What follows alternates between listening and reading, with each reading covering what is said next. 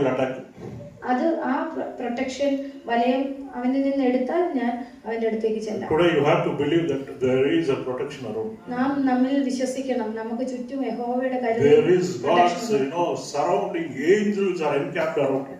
നമുക്ക് ചുറ്റും ദൂതന്മാരാൽ വേലി കെട്ടി കാത്തു പരിപാലിക്കും നമ്മൾ വിശ്വസിക്കണം. And they are trying to protect you and they are trying to make God's plan happen in your life.